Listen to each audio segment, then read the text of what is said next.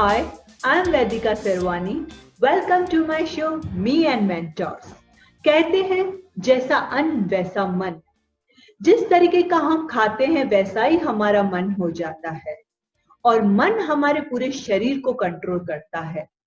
मन के बिगड़ने से ही बहुत सारी बीमारियां जन्म लेती है, इसीलिए प्रॉपर डाइट करना हम सब के लिए बहुत ही जरूरी है। आज मैं ऐसे ही एक बहुत स्पेशल गेस्ट को इनवाइट कर रही हूँ जो इंडिया की top most health and nutrition company Nutri Health System की फाउंडर है। Please welcome doctor Shikha Sharma.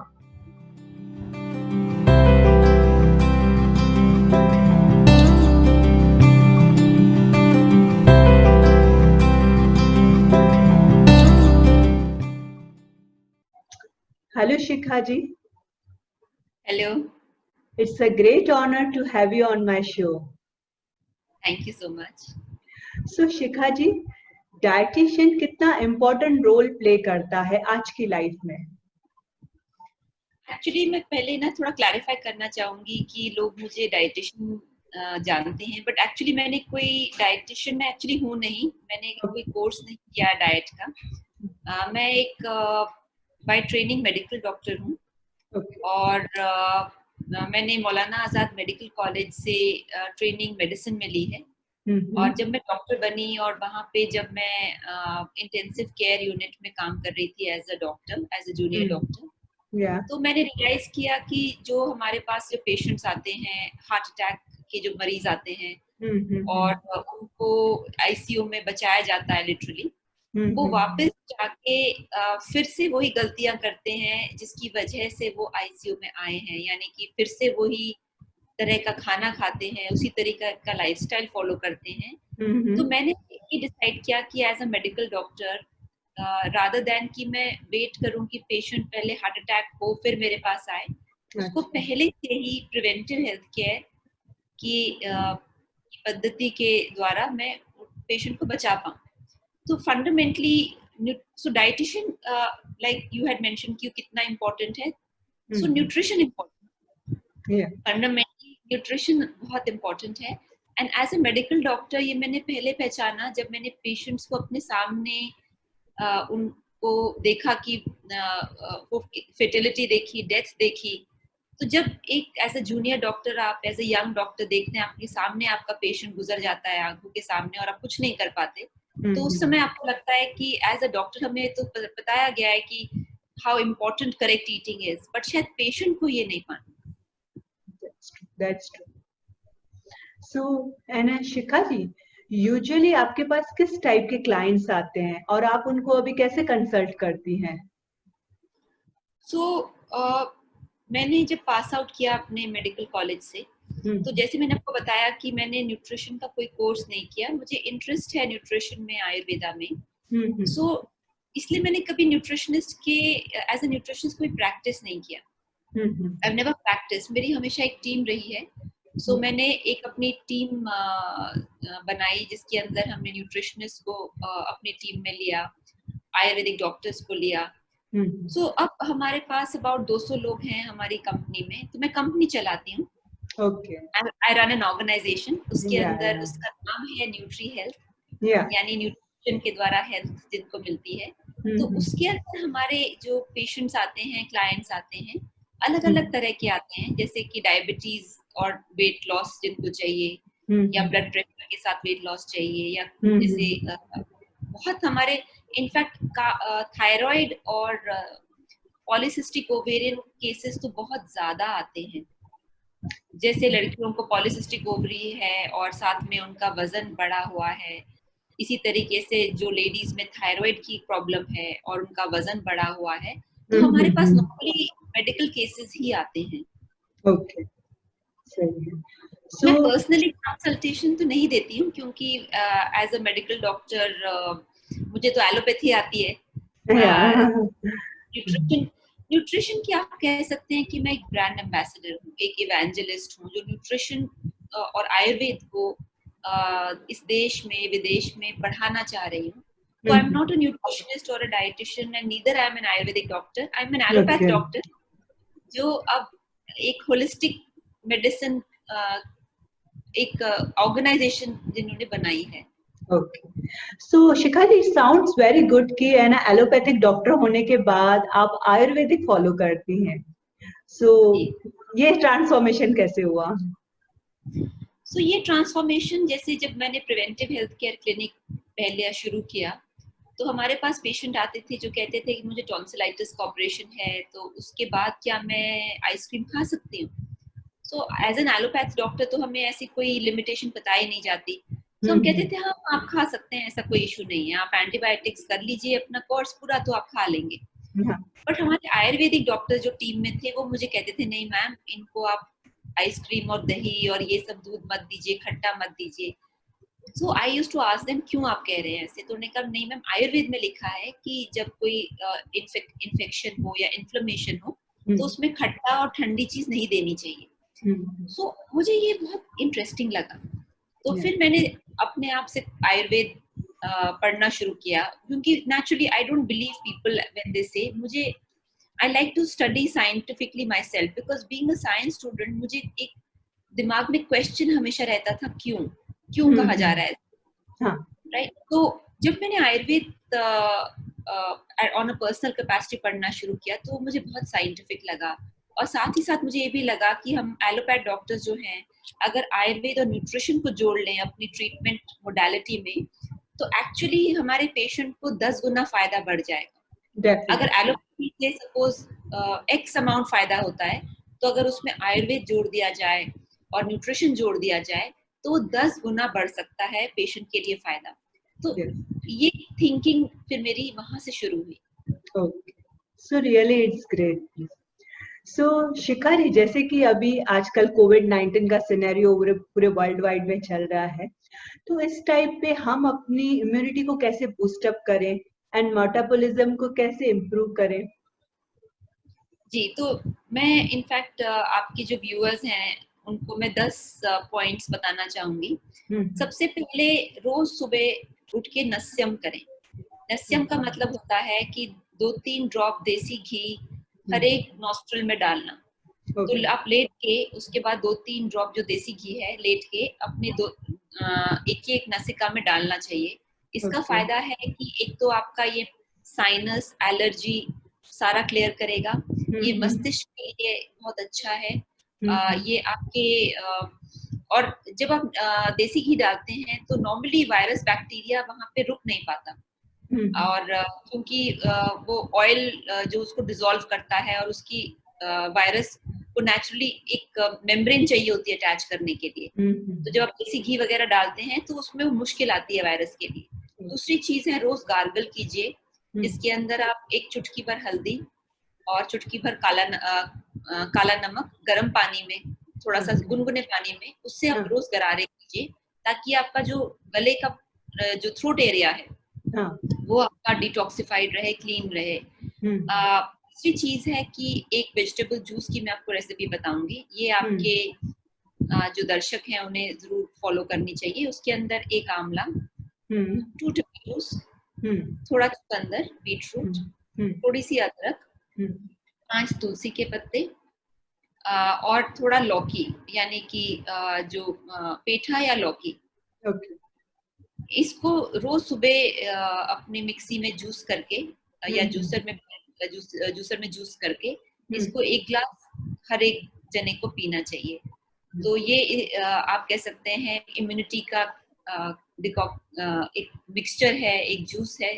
Next चीज है हल्दी, थोड़ा सा चुटकी भर हल्दी गर्म पानी में बॉईल करके इसको दिन में या रात को सोने से पहले एक बार जरूर लें।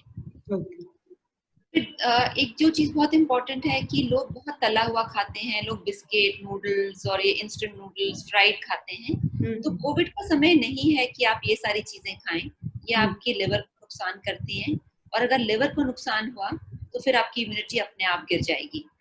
फिर दूसरी एक और चीज जो बहुत इंपॉर्टेंट है, अगर सुबह से शाम तक आप कोविड में कितने लोगों का देहांत हो गया उसका स्कोर ना पढ़ें और देखें, तो आपकी मानसिक शक्ति के लिए ये अच्छा रहेगा। कई लोग हैं वो क्रिकेट के स्कोर की तरह ये कोविड में कितने लोगों का देहांत हो गया वो स्कोर पढ़ते हैं, और नेचुरली आप ऐसी चीजें पढ़ेंगे तो आपको रोज पढ़ेंगे तो आपको परेशानी होगी। तो हाँ, एक लिमिट में न्यूज को कंज्यूम कीजिए और अपने को हेल्दी रखिए, योगा कीजिए ताकि आप ओवरऑल तंदुरुस्त रहें, मानसिक रूप से, शारीरिक रूप से। वेरी वेल सेड शिखा जी, जरूर ये व्यूवर्स को मेरे बहुत काम आएगा आपके टिप्स। सो शिखा जी, जैसे कि लोग फैशन ट्रेंड्स फॉलो करते हैं, आजकल लोग डाइट ट्रेंड्स फॉलो करना शुरू कर दिया है। किटो diet, Atkin diets, gluten free diet, low carbs diet और न जाने क्या क्या डाइट्स।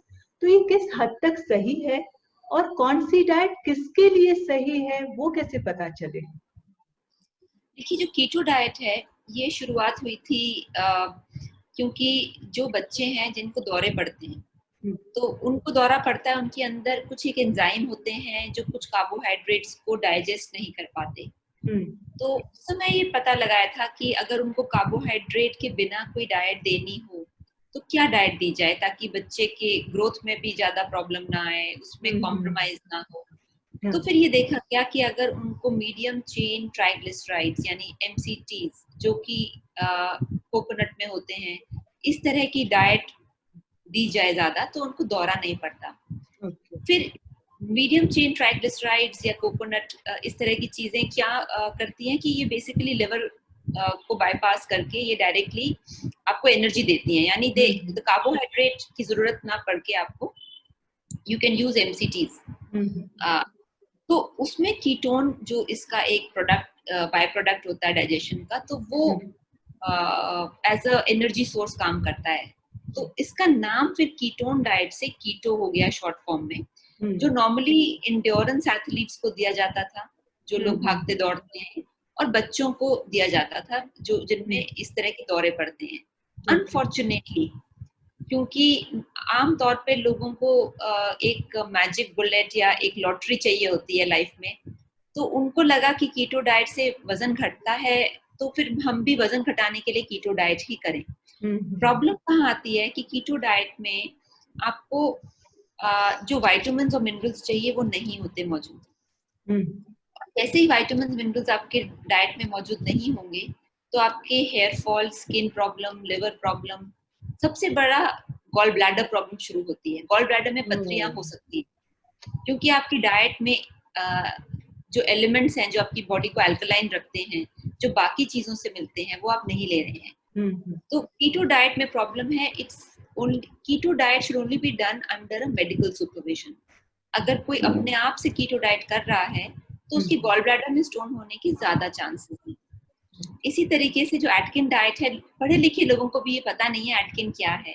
उनको लगता है प्रोटीन खाने का मतलब है एटकिन करना। तो इतनी ज्यादा, बिकॉज नेचुरली देखिए लोगों को न्यूट्रिशन की नॉलेज नहीं होती और ना वो पढ़ना चाहते हैं, तो वो कहा सुना बिलीव करते हैं, किसी ने कुछ कहा। और बहुत पढ़े लिखे लोग हैं जिनके बारे में मैं आपको बात कर रही हूँ, जिनको पता ही नहीं है कि प्रोटीन किस चीज में है और किस चीज में नहीं है, तो वो फिर किसी का डाइट प्लान बिना देखे बिना समझे फॉलो करते हैं। और कि एटकिंस अगर आप उसका प्रोसीजर ना फॉलो करें, मैं आपको एग्जांपल देती हूँ। जैसे चाकू है, अगर आप किसी बच्चे के हाथ में चाकू दे देंगे तो वो नुकसान करेगा। इसी तरीके से कोई भी डाइट प्लान एक टूल है, एक औजार है, एक प्रोसीजर है। अगर उसको जाने, अगर आप उसको इस्तेमाल करेंगे तो अपने शरीर को आप नुकसान देंगे। सो एटकिंस का नुकसान किडनी पे आता है, किडनी स्टोन एंड लिवर पे आता है।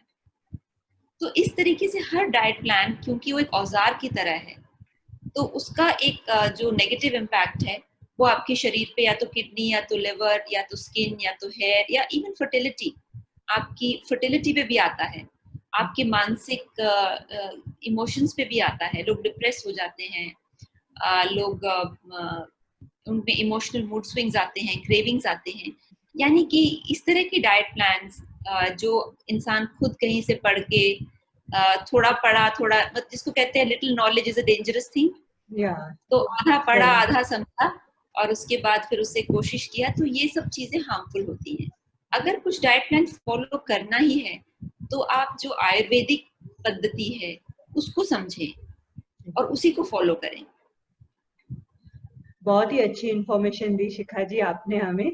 सो शिखा, जैसे और भी ऐसे डाइटिशियंस हैं जो कई डाइटिशियन ऐसे कहते हैं कि आपको एवरी 2 आवर्स में कुछ ना कुछ इनटेक करना चाहिए, और कई डाइटिशियन ऐसे कहते हैं कि एवरी मील के बाद आपको 4-5 आवर्स का गैप रखना चाहिए ताकि वो फूड डाइजेस्ट हो जाए।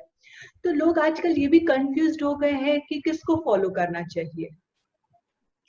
देखिए 2 आवर मील जो मील्स फॉलो करने का जो है उसमें बेसिकली 3 मेजर मील्स होती हैं और 2 मिनी मील्स होती हैं। फर्स्ट कि ये 5 मील पैटर्न क्यों बताया गया है, इसलिए बताया गया है क्योंकि अगर आप हर 2-3 घंटे में कुछ हेल्दी खा रहे हैं तो आपको कभी भी क्रेविंग नहीं होगी। क्रेविंग तब होती है जब आप बहुत देर भूखे रहते हैं और फिर अचानक से आपको लो फील होता है और आप फिर चीनी की चीज, बिस्किट और ये सारी चीजें खाना चाहते हैं। So that is science behind craving. Now obviously her metabolic type अलग होता है। कुछ लोगों को 5 मील्स पैटर्न फॉलो करना चाहिए, कुछ लोगों को 4 मील करना चाहिए और कुछ लोगों को 3 मील्स। बट 3 मील्स अगर कोई 5 मील भी फॉलो कर रहा है तो उसमें 3 तो नॉर्मल खाने की मील्स होती हैं, ब्रेकफास्ट, लंच एंड डिनर, और जो बाकी जो 2 मिनी मील है उसके अंदर नॉर्मली फ्रूट होता है या कोई बेवरेज होता है, कोई वेजिटेबल जूस होता है, या कोई जैसे मूंगफली है या चना है या इस तरह की चीजें हैं। वो अपने आप में पूरा एक फुल मील नहीं है। ओके, सही कहा। सो एना शिखा जी, जैसे कि आजकल इंटरमिटेंट फास्टिंग एंड वेगन भी काफी लोग फॉलो कर रहे हैं, तो मैं चाहती हूँ उसके बारे में भी आप कुछ बताएं कि is it good to follow. देखिए इंटरमिटेंट फास्टिंग में फास्टिंग पे जोर तो मैं नहीं दूंगी, in the sense I will not. First I would like to explain कि इंटरमिटेंट फास्टिंग में लोग फास्टिंग पे जोर देते हैं बट जो ईटिंग विंडो है उसमें सब गलत मलत खाते हैं। तो अगर आप इंटरमिटेंट फास्टिंग कर रही हैं तो उसमें जैसे for example 8 hours eating window होती है, 8 घंटे आप खा सकते हैं, और 16 घंटे फास्टिंग विंडो होती है।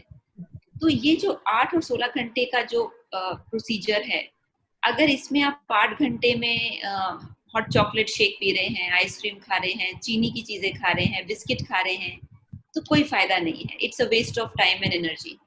सो I think what is important is कि इंटरमिटेंट फास्टिंग को एक पूरे होलिस्टिकली देखना चाहिए कि ईटिंग विंडो में आप क्या खा रहे हैं, जो 8 घंटे की ईटिंग विंडो है उसमें क्या खा रहे हैं, और अगर उसको आप सही कर लें तो इंटरमिटेंट फास्टिंग फायदेमंद हो सकती है।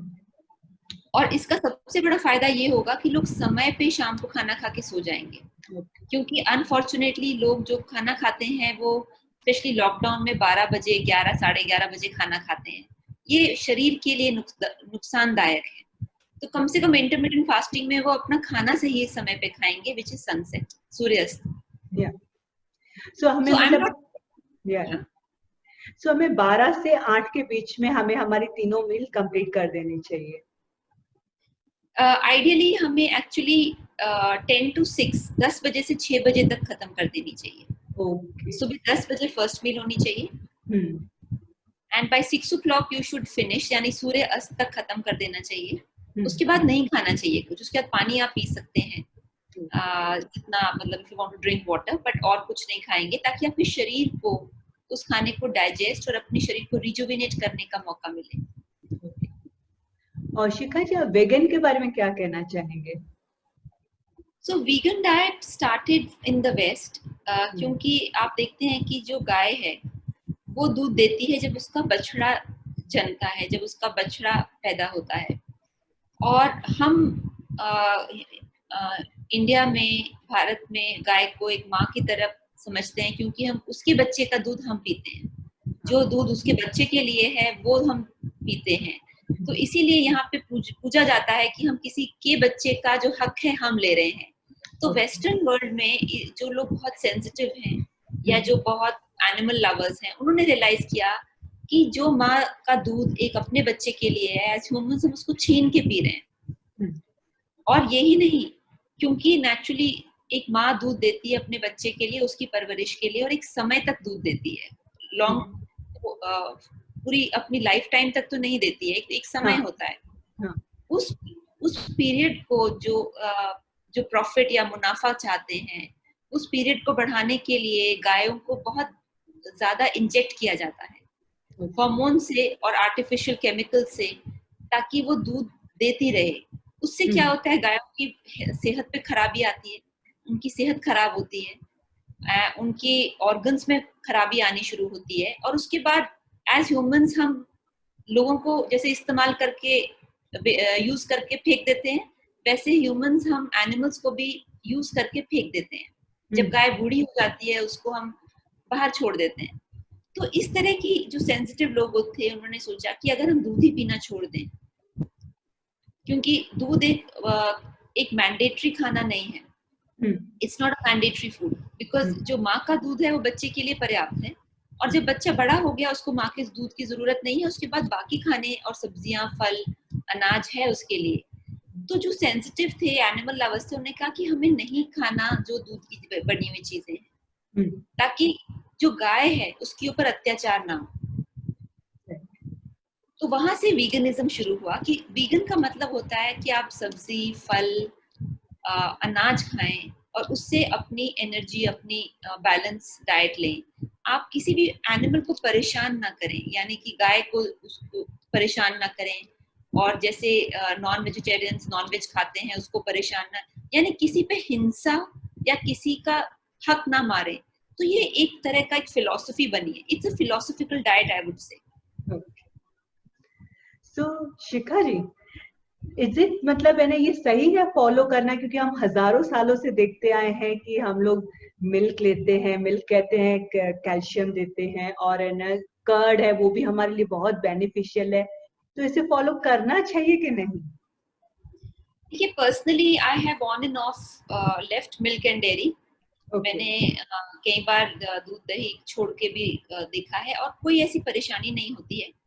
और B12 एक है जो कि आपको मिलना चाहिए, वो आप या तो सप्लीमेंट्स ले सकते हैं, और कई तरह के आजकल वीगन सप्लीमेंट्स मिलते हैं B12 के लिए। तो उसके अलावा वीगन डाइट में ऐसी कोई नुकसानदायक नहीं है, और काफी लोग बहुत उसको हेल्दी वे में फॉलो करते हैं। जो आपने कहा कि कैल्शियम, तो कभी सोचिए कि गाय को कैल्शियम कहाँ से मिलता है, क्योंकि वो तो किसी का दूध पीती नहीं है, तो उसको सब्जियों से, उसको बेसिकली घास से, ग्रीन लीफी वेजिटेबल से मिलता है।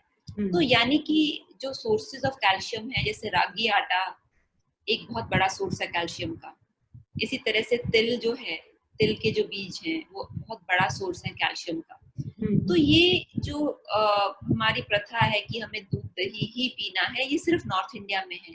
अगर आप नॉर्थ इंडिया से बाहर जाएं तो दूध दही is not standard diet, part of standard diet.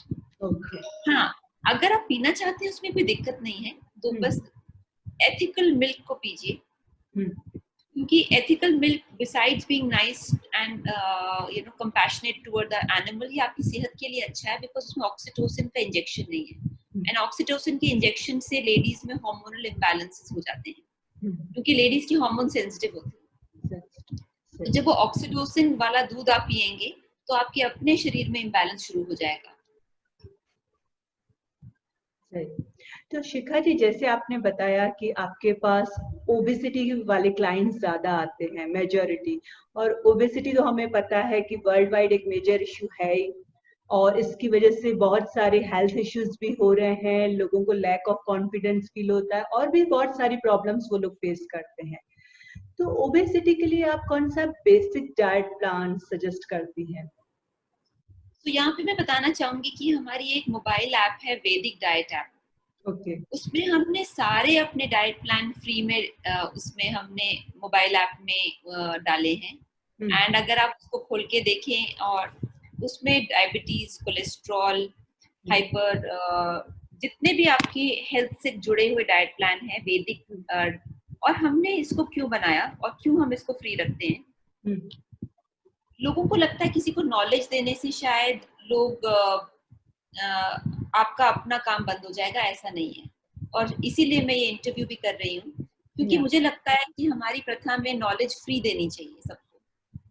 सही बात है। तो ये जैसे मैं आपको वैदिक डाइट ऐप दिखा रही हूँ, कि इसमें आप देखेंगे कि ये आयुर्वेद पे आधारित है। आयुर्वेद का जो न्यूट्रिशन का कॉन्सेप्ट है उस पे आधारित है।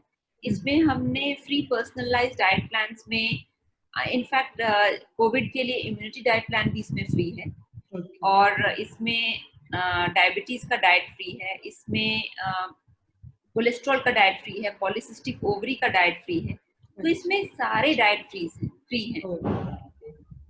तो कोई भी इसमें अगर लॉग इन करें तो आप देखेंगे कि आपको हेल्दी डाइट्स मिलेंगी। ओके।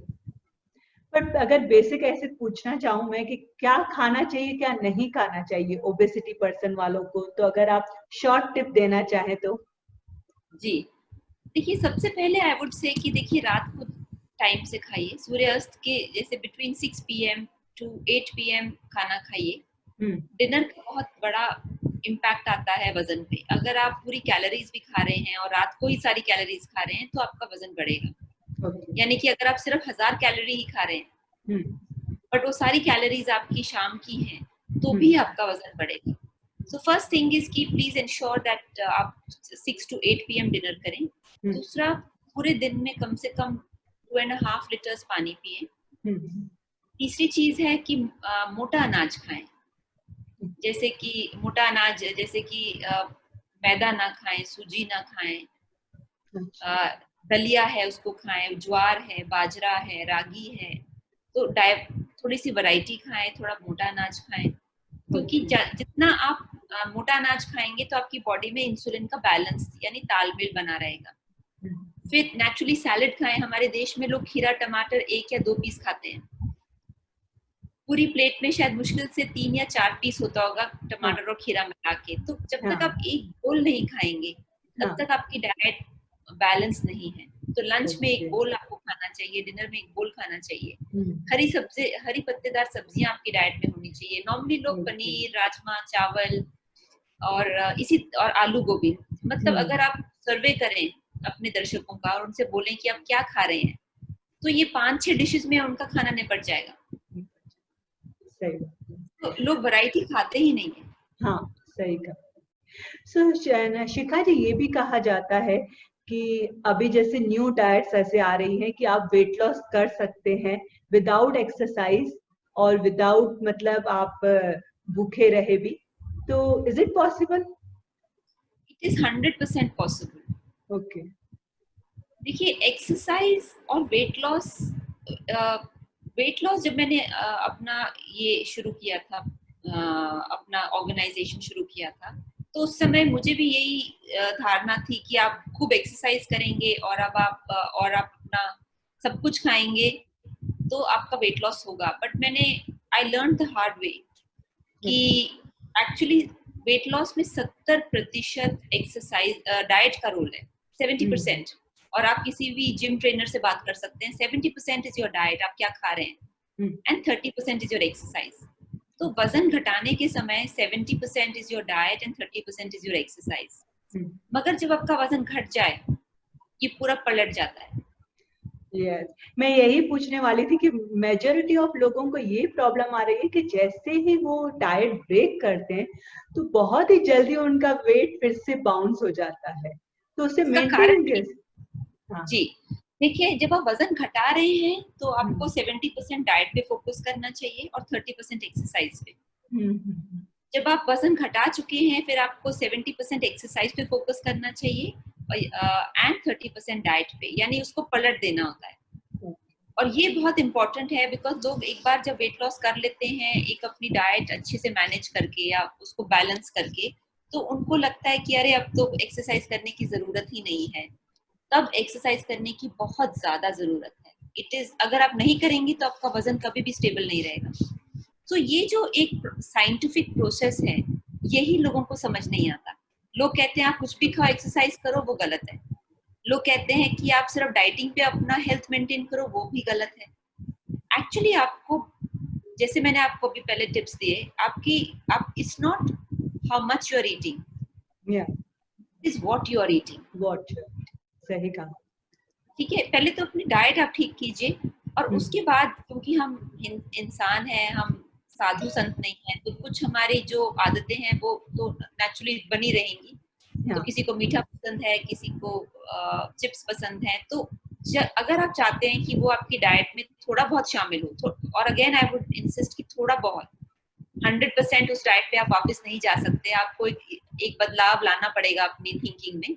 बट हाँ, अगर आप जैसे 10 में से 30% आपकी डाइट अनहेल्दी भी है और 70% हेल्दी है, वैरायटी है, सैलेड्स हैं, सूप्स हैं, वेजिटेबल्स हैं, तो 30% आपकी बॉडी मैनेज कर लेगी। और साथ में एक्सरसाइज तो आई वुड से मैंडेटरी है, खास की आई वुड से आज के जमाने में जब लोग उठते ही नहीं है एक्सरसाइज के लिए और सिर्फ एक्सरसाइज एक वजन के लिए करना चाहते हैं, अपनी हेल्थ के लिए नहीं करते। उसका नुकसान एक तो वजन बढ़ने का है, साथ में जेंट्स में मैंने देखा है स्लिप डिस्क की प्रॉब्लम हो जाती है।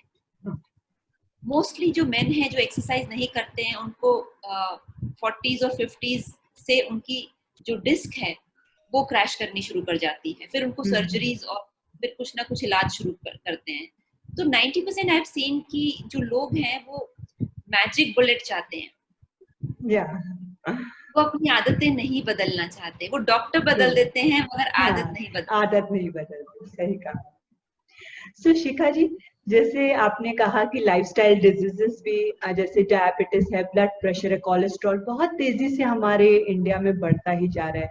और अभी तो आपने वैसे बता ही दिया कि जैसे आपका वो चैनल पे इन सब के रिलेटेड वीडियोस भी हैं, बट मैं चाहती हूँ इनके रिलेटेड भी कुछ स्पेसिफिक टिप्स ताकि हम इन क्रॉनिक डिजीजेस को प्रिवेंट कर सकें। देखिए, क्रॉनिक डिजीज को प्रिवेंट करने का जो डायबिटीज है, एक तो आपकी नींद पूरी होनी चाहिए। अगर आपकी 7 आवर्स नींद नहीं है तो डायबिटिक टेंडेंसी अगर आपकी बॉडी में है तो आपको डायबिटीज होनी शुरू हो जाएगी, बिकॉज नींद का कनेक्शन डायबिटीज के साथ बहुत ज्यादा है। नंबर 2, आपको exercise is a mandatory thing. आप एक्सरसाइज से बच ही नहीं सकते। आप पतले हैं कि आपका वजन ज्यादा है, उसका कोई तालमेल नहीं है डायबिटीज से in terms of exercise requirement. अगर आप पतले भी हैं और आपकी बॉडी में डायबिटिक टेंडेंसी है तो आपको एक्सरसाइज करनी पड़ेगी। अगर आपका वजन ज्यादा है तब तो खैर करनी ही है, बट अगर आप स्लिम भी हैं तब भी आपको एक्सरसाइज करनी होगी, specially if you are diabetic. Third thing is कि अगर आपकी डाइट में ग्रीन लीफी वेजिटेबल्स नहीं है, सैलेड्स नहीं है, तो आपकी बॉडी एसिडिक होगी और आप डायबिटीज की तरफ बढ़ते रहेंगे।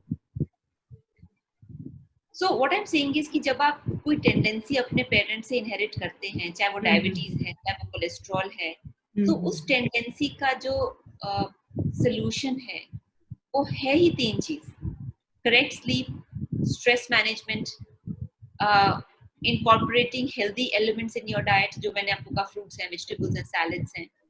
So along, तो कहने का मतलब है कि कोलेस्ट्रॉल में लोग कहते हैं कि हमने फैटी फूड बंद कर दिया, राइट, बट मैंने ये भी देखा है कि लोग ऑलिव ऑयल में पूड़ियां तलते हैं, तो दैट मीन्स उनको समझ नहीं है कि वो एक्चुअली फैटी फूड किसको कह रहे हैं, किसको नहीं कह रहे। और ये हमारे ही पेशेंट आके हमें बताते हैं कि अब हमने हेल्दी फूड सब खाते हैं हम, और हमने बटर घी तो बिल्कुल जीरो कर दिया, अब हमारी पूड़ियां भी ऑलिव ऑयल में तली जाती हैं। So I think people don't understand food. So if I have to give a tip, I would say कि फंडामेंटली आप अगर कोलेस्ट्रॉल आपकी फैमिली टेंडेंसी है तो थोड़ा सा फाइबर इनटेक बढ़ाइए, वेजिटेबल्स बढ़ाइए, वेजिटेबल जूस अपनी डाइट में लीजिए, एक्सरसाइज कीजिए। और एक्सरसाइज डेली है, ये ऐसा नहीं है कि सिर्फ एनिवर्सरी आ रही है तो उसके लिए पतला होना है तब एक्सरसाइज कर रहे हैं। It's part of your life. Diabetes अगर आपकी टेंडेंसी है तो नींद आपके लिए बहुत ही इंपॉर्टेंट है, स्ट्रेस मैनेजमेंट इंपॉर्टेंट है, सैलेड्स इंपॉर्टेंट है, फाइबर इंपॉर्टेंट है, प्रोबायोटिक्स इंपॉर्टेंट है। अगर ब्लड प्रेशर आपके बॉडी में है, टेंडेंसी है, आपकी जेनेटिक टेंडेंसी है, तो आपके लिए 2 चीजें बहुत इंपॉर्टेंट है। एक तो वजन आपका सही रहना चाहिए और दूसरा आपकी एक्सरसाइज एंड स्ट्रेस मैनेजमेंट साथ साथ चलनी चाहिए। बिकॉज जो स्ट्रेस है वो ब्लड प्रेशर, कोई पतला है या भारी है, दोनों को हो सकता है। तो शिखा जी, जैसे आपने ऑयल की बात निकाली तो मैं उसके लिए स्पेशली पूछना चाहती हूँ कि कौन सा ऑयल यूज करना चाहिए? देखिए, 2 सवाल हैं, कौन सा ऑयल यूज करें, यानी कि उसका रॉ मटेरियल क्या हो, और दूसरा है कि वो किस तरीके से रिफाइन हुआ है, वो ज्यादा इम्पोर्टेंट है। अच्छा। क्योंकि जो रिफाइनिंग का मॉडर्न प्रोसेस है उसमें बहुत केमिकल्स इस्तेमाल होते हैं। जो ऑयल हम आजकल इस्तेमाल करते हैं वो फंडामेंटली उसका रिफाइनिंग प्रोसेस गलत है। उसमें बहुत केमिकल्स इस्तेमाल होते हैं और वो केमिकल हमारे शरीर के लिए हानिकारक हैं, हार्मफुल फॉर आवर बॉडीज। सो इसीलिए रिफाइंड ना यूज करके हमें कोल्ड प्रेस्ड ऑयल्स यूज करने चाहिए, जिसको कच्ची घानी का तेल कहते हैं। एंड फिर सवाल आता है कि कौन कौन से ऑयल इस्तेमाल करें। तो ऑयल रोटेशन बहुत इंपॉर्टेंट है। It is very important to rotate your oils, यानी कि आपको 3 तरह के अलग ऑयल्स किचन में होने चाहिए और वो आप अलग अलग चीजों में इस्तेमाल करेंगे। सो देसी घी आप इस्तेमाल करेंगे, जैसे दाल का आपको छौंका देना है, या कोई खास चीज जिसके अंदर आपको घी डालना है। आइडियली घी को तलना बहुत ज्यादा नहीं चाहिए, बिकॉज उसकी जो उसकी बेनिफिशियल क्वालिटीज हैं वो खत्म हो जाती हैं। तो आयुर्वेद में घी को दवाई की तरह इस्तेमाल किया जाता है, एक स्मॉल क्वांटिटी में इस्तेमाल किया जाता है। दूसरा ऑयल जो आपको यूज करना चाहिए वो कोई भी जैसे पॉली अनसैचुरेटेड ऑयल है, जैसे मूंगफली का तेल है या तिल का तेल है या सनफ्लावर सीड्स का तेल है। अगेन कोल्ड प्रेस्ड कच्ची घानी का ऑयल होना चाहिए। एंड जो तीसरा है वो मोनो अनसैचुरेटेड आप ऑयल यूज कर सकते हैं। आइडियली जैसे ऑलिव्स हैं या एवोकाडोज हैं या इस तरह की जो ऑयल्स हैं वो थोड़ी सी क्वांटिटी में, अगेन कच्चा यूज करना चाहिए, बिकॉज उसकी अदरवाइज फ्राई करने से उसकी कॉम्पोजिशन बिगड़ जाती है, वो डिस्ट्रॉय हो जाती है। तो उसको आप सैलेड ऑयल जो यूज करते हैं तो उसमें ऑलिव ऑयल, एवोकाडो ऑयल, यानी जो ओमेगा 3 है।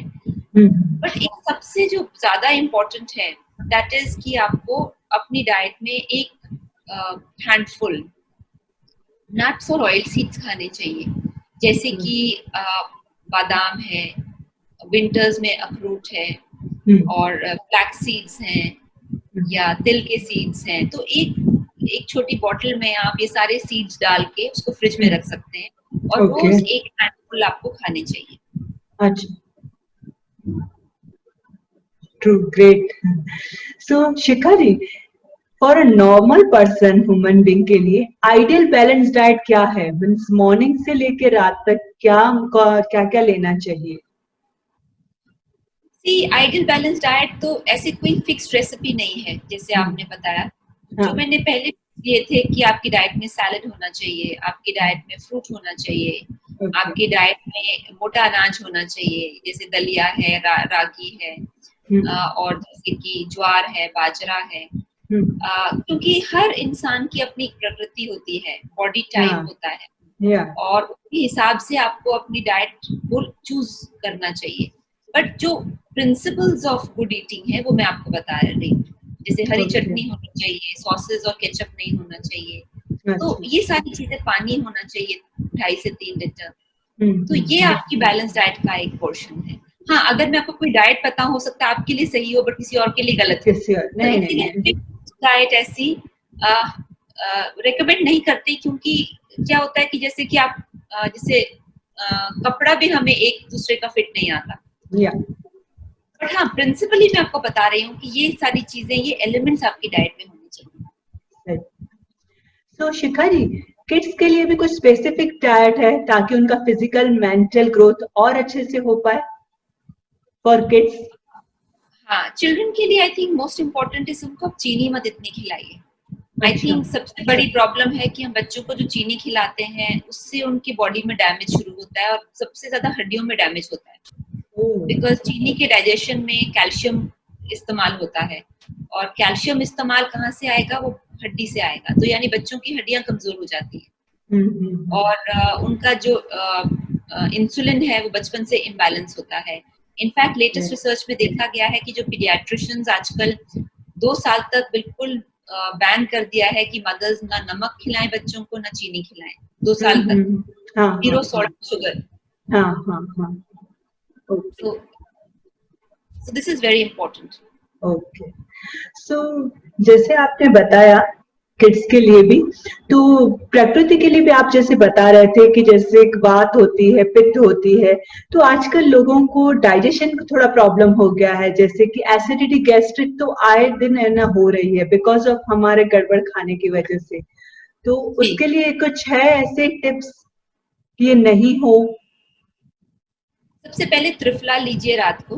ओके। रात को आप त्रिफला लेंगे तो त्रिफला आपकी बॉडी को अल्कलाइन रखेगा, आपके डाइजेस्टिव सिस्टम को बैलेंस रखेगा।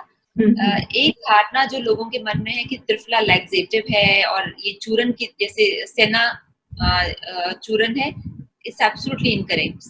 त्रिफला का मेन फंक्शन लैक्सेटिव नहीं है, वो रसायन है। और जो त्रिफला है उसको रोज लेने से कोई नुकसान नहीं होता, बल्कि आपके शरीर में एक बैलेंस आता है। So triphala is very important. Then second thing which is important is कि आपकी डाइट में नेचुरल फाइबर होना चाहिए। अगेन आई विल से कि सब्जी और फ्रूट में बहुत कम फाइबर होता है, फाइबर अनाज से आता है। तो मोटा अनाज खाएंगे तो फाइबर मिलेगा, महीन आटा खाएंगे तो फाइबर नहीं मिलेगा। तीसरी चीज है कि जितने विटामिन मोस्टली आपको फ्रूट से और सैलेड से मिलते हैं, अगर आप फ्रूट्स और सैलेड खा ही नहीं रहे तो आपको जो वाटर सॉल्युबल विटामिन है वो मिलेंगे ही नहीं, तो फिर ऑटोमेटिकली डेफिशिएंसी आपके शरीर में होगी।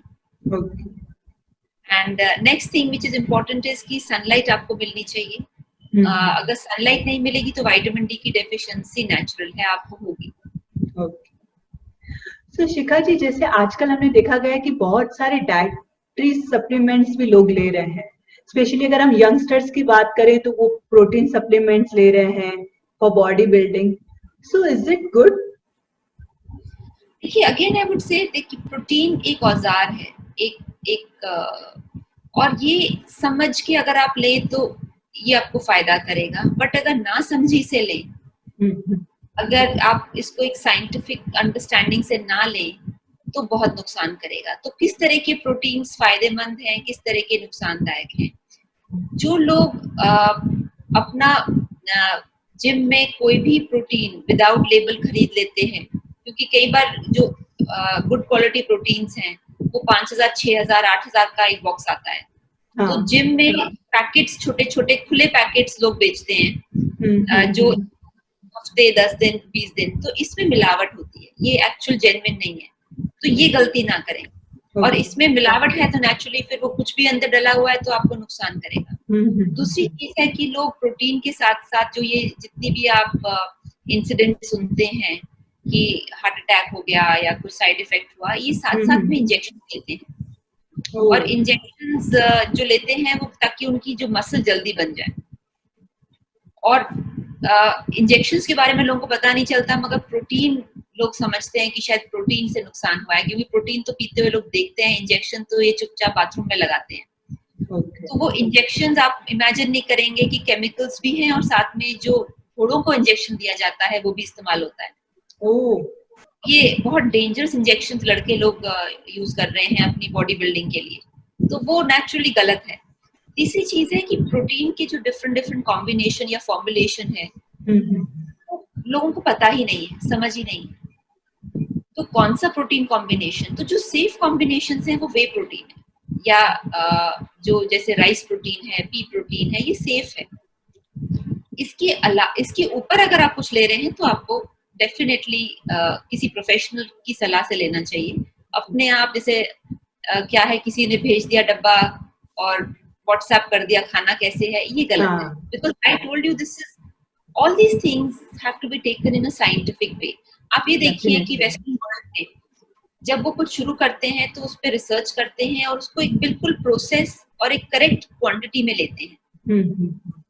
अगर आप मल्टीविटामिन भी ज्यादा खाएंगे उसका भी साइड इफेक्ट है।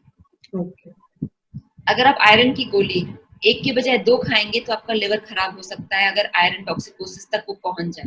तो कहने का मतलब एक ही है कि मल्टीविटामिन भी गलत तरीके से लेने से उसका भी साइड इफेक्ट है। तो प्रोटीन में खराबी नहीं है, प्रॉब्लम है एक तो एडल्टरेटेड एंड स्प्यूरियस जो लोग सस्ते के चक्कर में खरीद लेते हैं, और दूसरी खराबी है जब आप उसको उसकी एक प्रॉपर तरीके से ना लेके जल्दी के लोभ में कि I'll quickly have results, तो उस लोभ में जब आप गलतियां करते हैं, तो आई थिंक प्रोटीन की बदनामी इसीलिए हो रही है कि उसे मिसयूज किया जा रहा है। सही कहा। सो शिखा जी, जैसे कि आज का लाइफस्टाइल ऐसे हो गया है कि स्ट्रेस एंजाइटी बहुत बढ़ गया है, लोगों का जंक फूड और प्रिजर्वेटिव फूड इनटेक बहुत बढ़ गया है, अल्कोहल कंजप्शन भी बहुत ही बढ़ गया है। तो इसमें हम मतलब लोग अपने आप कि बॉडी को कैसे डिटॉक्सिफाई कर सकते हैं? डिटॉक्सिफिकेशन एक बहुत अच्छी चीज है और महीने में 15 दिन, महीने में 2 बार और हर 15 दिन में 1 बार डिटॉक्सिफाई अपने को करना चाहिए। एंड डिटॉक्सिफिकेशन के लिए पहली बात तो क्यों करना चाहिए डिटॉक्सिफिकेशन? बिकॉज आपके लिवर में इतने टॉक्सिन्स आ जाते हैं, जैसे पानी प्रदूषित है, प्रदूषित पानी है, हवा प्रदूषित है, अब तो खैर अभी बेटर हो गई है, बट वैसे प्रदूषित हवा है। तो ये सारी चीजें आपके लिवर को इम्पैक्ट करती है। तो जब आप हर 15 दिन में डिटॉक्सिफाई करेंगे तो आपका ऑटोमेटिकली लिवर की फंक्शनैलिटी बढ़ेगी। और इस फंक्शनैलिटी को बढ़ाने के लिए इट इज वेरी इंपॉर्टेंट कि आप अपने डिटॉक्सिफिकेशन प्रोसेस फॉलो करें। इसके अंदर लाइक आई सेड कि आप ग्रीन टी पिए, नॉर्मल चाय ना पिए उस दिन। जैसे अगर डिटॉक्सिफिकेशन प्रोटोकॉल में उस दिन सिर्फ ग्रीन टी पिए, उस दिन सिर्फ सैलेड्स लें, और सैलेड के ऊपर मगर कोई ड्रेसिंग या सैलेड ड्रेसिंग का इस्तेमाल ना करें। वेजिटेबल जूस पिए, जिसकी मैंने रेसिपी आपको पहले बताई थी, जिसके अंदर आंवला, टमाटर, चुकंदर और घिया, तुलसी, अदरक, इस सब चीजों की आप वेजिटेबल जूस पिए। आप पानी 5 लीटर पिए उस दिन, और फ्रूट लें, जैसे एप्पल है, ऑरेंज है, मौसमी है, इस तरह के फ्रूट लें। तो अगर आप ये 24 आवर्स का डिटॉक्स करेंगे तो आपको खुद ही फर्क लगेगा, आपकी हेल्थ में फर्क आएगा, आपकी एलर्जीज, आपकी बाकी जो डिजीजेस हैं उसमें इम्प्रूवमेंट आएगी। सो शिखा जी, जैसे कि ना अगर हम बात करें तो जैसे कि हर लड़की ब्यूटीफुल होना चाहती है, सो कुछ स्किन एंड हेयर रिलेटेड भी कुछ स्पेशल टिप्स हैं? हाँ जी बिल्कुल। जैसे हमने इनफैक्ट लॉन्च किया है हिमालयन बेरी अपनी कंपनी में। और ये हिमालयन बेरी क्यों लॉन्च किया? बिकॉज मैं पढ़ रही थी कि जो कारगिल, लेह लद्दाख में एक बेर होता है, और ये जो बेर है ये एक बहुत पावरफुल एंटीऑक्सीडेंट है। वहाँ के लोग इसे खाते हैं जब उनका अपने स्किन को सही रखने के लिए। और in fact defence research development organisation DRDO, जो कि एक इंडिया का एक प्रीमियम डिफेंस रिसर्च ऑर्गेनाइजेशन है, उसने ये इसके बारे में भी रिसर्च करी है। तो मैंने अपनी टीम से बोला कि हमें हिमालयन बेरी को जरूर अपने एडवाइजरी में लाना चाहिए और ये प्रोडक्ट हमें लाना चाहिए, क्योंकि ये बहुत फायदेमंद है और बहुत उस टाइम आसानी से अवेलेबल नहीं था। तो हिमालयन बेरी हमने लॉन्च किया है, और ये आपके ये स्किन और हेयर के लिए बहुत अच्छा है। इसी तरीके से टमाटर बहुत अच्छा है, आंवला बहुत अच्छा है, प्रोटीन बहुत अच्छा है। हमने एक बैलेंस ग्रुप करके वेजिटेरियन प्रोटीन भी लॉन्च किया है, और vegetarian protein, vegan protein launch किया है, जिसके अंदर राइस प्रोटीन है, पी प्रोटीन है। बट जैसे कि मैंने आपको कहा कि ये मैजिक बुलेट नहीं है, ये मैजिक का कोई, इसके साथ आपको वैसे भी हेल्दी डाइट फॉलो करनी पड़ेगी। जैसे कि लोग कहते हैं कि आप बस ये ले लीजिए और बाकी आपको कुछ नहीं करना, ये I would not like to say, क्योंकि वो गलत है, वो लोगों को मिसगाइड करना है। ये अच्छे हमने लॉन्च करे हैं प्रोडक्ट्स, मगर अगर आपकी डाइट सही नहीं है तो ये प्रोडक्ट भी मदद नहीं करेगा। तो अच्छी डाइट के साथ ये मदद करेगा। डेफिनेटली, बहुत सही बात कही। सो शिखा जी, जैसे India is rich in spices and herbs, हमारे इंडिया में ऐसे कुछ स्पाइसेस एंड हर्ब्स है जो हमें इंटेक करने से हमारी हेल्थ और अच्छी होती है, तो उसके बारे में भी कुछ बताना चाहेंगे आप? जी देखिए, मेथी सीड्स हैं, ये बहुत अच्छे हैं, ये डायबिटिक्स के लिए अच्छे हैं, हेयर के लिए अच्छा है, स्किन के लिए अच्छा है। जो सिनेमन यानी दालचीनी है वो डायबिटिक के लिए अच्छा है, कोरोना वायरस के लिए बहुत अच्छा है, डाइजेशन के लिए अच्छा है। और जो आयुष डिपार्टमेंट ने क्वाथ निकाला है, जिसको हम काढ़ा भी कहते हैं नॉर्थ इंडिया में, तो उसके अंदर दालचीनी, अदरक, तुलसी, मुनक्का, काली मिर्च, इन सब का क्वाथ बनाया यानी काढ़ा बनाया गया है। तो दालचीनी वेरी इंपॉर्टेंट जी। और त्रिफला बहुत अच्छा है, त्रिफला अपने आप में एक रसायन माना जाता है। तुलसी बहुत अच्छी है, तुलसी को अलग अलग तरीके से ले सकते हैं, जूस के फॉर्म में, वेजिटेबल जूस में मिला के। फिर हरी, जैसे धनिया पुदीना की चटनी है, अगर वो बहुत अगर सॉसेस के बजाय हम चटनी का इस्तेमाल करें तो उसमें एंजाइम्स हैं और उसमें डाइजेस्टिव्स हैं। तो इस तरीके से फिर अदरक बहुत इम्पोर्टेंट है डाइजेशन के लिए। काली मिर्च बहुत इंपॉर्टेंट है आपके थ्रोट इन्फेक्शंस, और वैसे भी काली मिर्च आपके डाइजेस्टिव के लिए बहुत अच्छी है, मेटाबॉलिज्म के लिए बहुत अच्छी है। तो एक्चुअली जितने भी स्पाइसेस इंडिया में हैं उसका मेडिकल इम्पैक्ट है, उसका एक मेडिकल, वो एक अपने आप में दवाई है। तो ये सिर्फ फ्लेवर ही नहीं बढ़ाते, ये आपके शरीर को भी हेल्दी रखते हैं। Very true. सो शिखा जी, मैंने आपके इंस्टाग्राम पे भी है ना आपके पोस्ट देखे हैं, तो उसमें जैसे आपने बेनिफिट्स बताए हैं व्हीट ग्रास के, मोरिंगा के, सनफ्लावर सीड्स के, च्यवनप्राश, आंवला, इन सब के। तो एक लोगों को ये कंफ्यूज हो रहा है कि इसको कैसे इनटेक करना चाहिए, मतलब वीकली करना चाहिए, एवरीडे करना चाहिए, तो किस किस चीज का कैसे कैसे मतलब है ना यूज करना चाहिए हमें? देखिए, मोरिंगा जो है, मोरिंगा या व्हीट ग्रास या बार्ले ग्रास, ये डेली आपको इनटेक करना चाहिए। और जैसे आपने 2-3 महीने कम से कम लीजिए, फिर उसको 1-आध महीने छोड़ दीजिए, और उसके बाद फिर आप फिर से शुरू कर सकते हैं। तो ये जो ऑन ऑफ साइकिल है, उससे उसका अब्जॉर्प्शन इंप्रूव होता है, और बॉडी को आप चेंज भी देते हैं, क्योंकि कंटिन्यूसली एक ही चीज नहीं खानी चाहिए। तो जैसे मोरिंगा पाउडर है, 1 चम्मच रोज दे सकते हैं। व्हीट ग्रास और बार्ले ग्रास में मैं थोड़ा सा कॉशन करूंगी कि व्हीट ग्रास, बार्ले ग्रास कुछ प्रकृति को सूट करता है, कुछ को बहुत सूट नहीं भी करता है।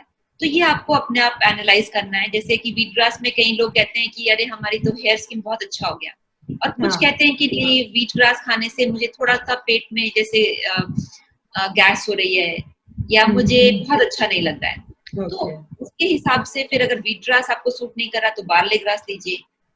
मोरिंगा नॉर्मली सभी को सूट करता है, बट हाँ, एक चीज जो अच्छी चीज है कि किसी भी चीज की इसमें से एलर्जी किसी को नहीं होती है। नॉर्मली एलर्जी इन चीजों से नहीं होती है। एक चीज मैं और भी बताना चाहूंगी कि जैसे आजकल अब टेलीमेडिसिन का समय आ गया है, और जो 2-3 चीजें की मेरी जो जर्नी थी, जो मैंने एक डॉक्टर से शुरू करी, उसके बाद न्यूट्रिशन और आयुर्वेद को जोड़ा, और आज जो मेरी जो जर्नी है वो है बेसिकली कि लेडीज को एम्पावर करना is one of my biggest journeys. और इसीलिए जो भी लेडी कोई अपना कुछ काम करती है, उनको मैं प्रोत्साहित करना चाहती हूँ, उनको एनकरेज करना चाहती हूँ। Women empowerment is one of my patience, and उसका कारण यही है कि अगर विमेन एम्पावर्ड रहेंगी तो एक तो फैमिली में एक एम्पावर्ड वुमन अपने बहुत अच्छे चेंजेस या बदलाव ला सकती हैं। एक फैमिली और एक देश के लिए एक एम्पावर्ड वुमेन की जो सोच है, जो उसकी थिंकिंग है, आप ये देखिए कि आपने देखा होगा कि जब लॉकडाउन में थोड़ा बहुत खुला तो सबसे पहले अल्कोहल की दुकानों पे भीड़ लग गई।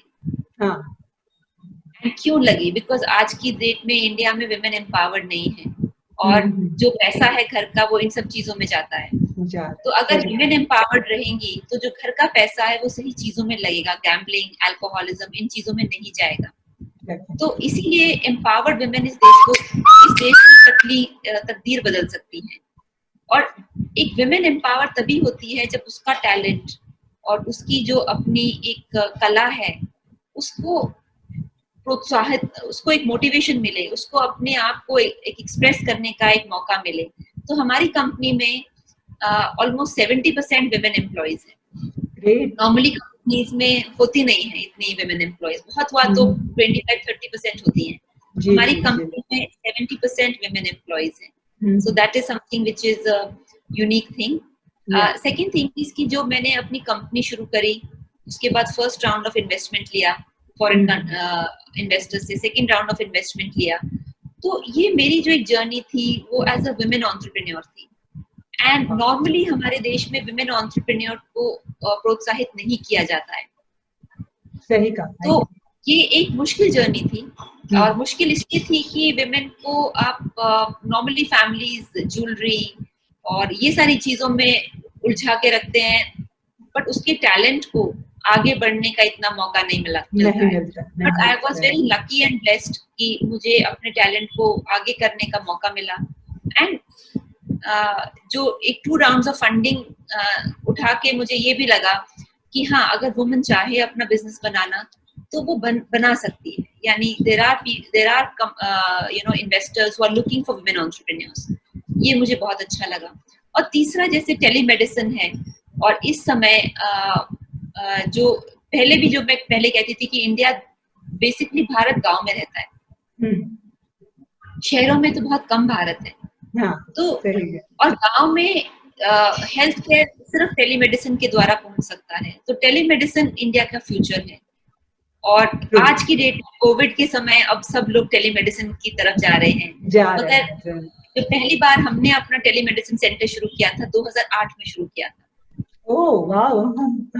तो हमारे डॉक्टर्स और हमारी जो डाइटिशियंस हैं, तो हमारे जैसे मैंने आपको बताया 200 हमारी कंपनी में हमारे टीम मेंबर्स हैं, एम्प्लॉइज हैं, और जो डॉक्टर्स डाइटिशियंस हैं वो टेलीमेडिसिन के द्वारा ही एडवाइस देते हैं।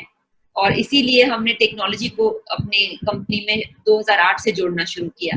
तो ये बेसिकली मैं अपने बारे में इसलिए बता रही हूँ ताकि बाकी लेडीज को, लड़कियों को एक प्रोत्साहन मिले, एक मोटिवेशन मिले कि अगर आप अपने टैलेंट की पे फोकस करेंगे तो आप कुछ भी अचीव कर सकती हैं। डेफिनेटली, वेरी वेल सेड है। इनफैक्ट मैं खुद इसमें बहुत बिलीव करती हूँ और मैं चाहती हूँ कि ज्यादा से ज्यादा लेडीज आगे बढ़े। जी, तो आज आपसे बहुत अच्छा लगा, आपने मुझे इंटरव्यू करने के लिए निमंत्रण दिया, इनवाइट किया। एंड एक्चुअली 3:30 अब मेरा एक और कॉल शुरू होने वाला है। Okay, so Shikha ji, thanks a lot and I am so glad आप मेरे शो पर आए और आज आपसे बहुत ही नॉलेजेबल बातें सीखने को मिली है, स्पेशली डाइट रिलेटेड, जिससे हम अपनी बॉडी को फिट एंड हेल्दी रख सकते हैं। सो बहुत ही इंफॉर्मेशनल इंटरव्यू रहा आपके साथ। So thanks a lot. आज हमने डॉक्टर शिखा जी से सीखा कि प्रॉपर बैलेंस डाइट क्या होती है। तो वो चाहे बच्चा हो या बड़ा, लेकिन प्रॉपर बैलेंस डाइट करना बहुत ही जरूरी है, तभी हम अपने आप को हेल्दी एंड फिट रख सकते हैं। और आप सब लोगों से मेरी स्पेशल रिक्वेस्ट है कि इंडिया में माल न्यूट्रिशन एंड स्टारवेशन दो बहुत बड़ी प्रॉब्लम है। तो प्लीज प्लीज प्लीज सबसे पहले तो खाना बिल्कुल ही वेस्ट ना करें।